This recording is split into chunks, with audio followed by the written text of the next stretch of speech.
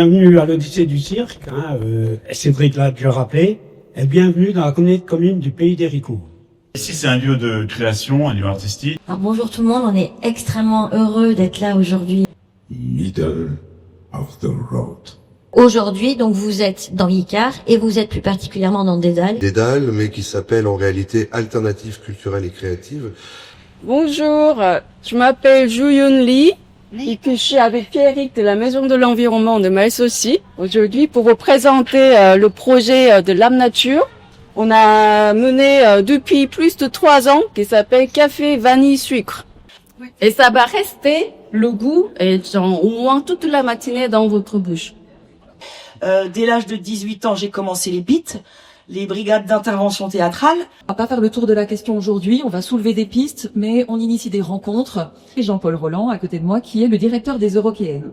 Il y a 35 000 personnes par jour qui vivent, qui dorment. Les festivals, et nous devrions en parler aussi, on est assaillis, mais d'autant mieux, par des, on va dire, par des gens qui inventent des choses autour du fait d'être beaucoup dans un endroit. L'œuvre se tient actuellement dans le bois de Vincennes, chez des terrains sportifs. La notion, j'allais dire, de protection environnementale, elle est chevillée quand même à l'histoire des Eurokéennes. Dès l'origine, comme les Eurokéennes, en fait, on a intégré aussi des process de travail respectueux de l'espace vert dans lequel le festival se déroulait. Il faut rappeler que cette question des normes environnementales pour le milieu festivalier, c'est une question qui est apparue finalement assez récemment. À l'année, on va faire passer des messages des COGES, etc. Et 3 jours ou 4 jours dans l'année, c'est la liberté totale en matière de comportement individuel.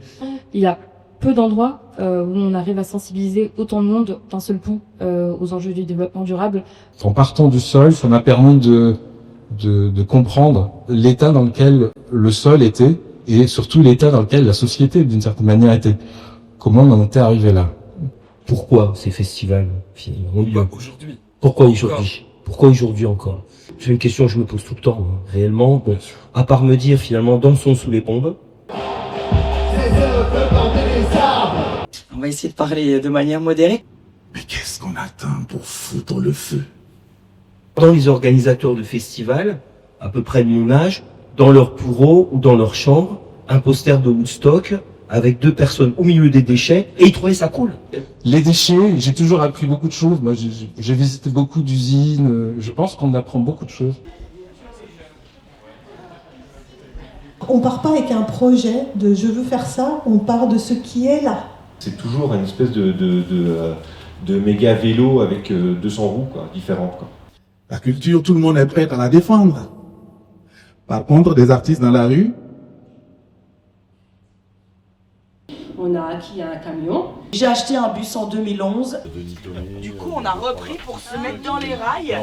On est là pour avoir des échanges, on est là pour expliquer, on leur vend de l'artisanat. Bien. Si tu veux des poireaux, t'as intérêt à les planter. Mais toute consommation est une production. On fait pas ce qu'on veut en fait. S'il n'y avait pas la norme, on serait normaux. Pas bien. Attention à ce qu'on dit. Et que pour nous, la marche, c'est la norme. Moi je me dis, banco. Donc le projet du ministère de la Culture est le projet de Malraux, lorsqu'il inaugure le ministère de la Culture en 1959. Je le cite, c'est la culture existe. Si la culture existe, ce n'est surtout pas pour que les gens s'amusent. Le tracteur, le nez rouge, en fait c'est ça la culture.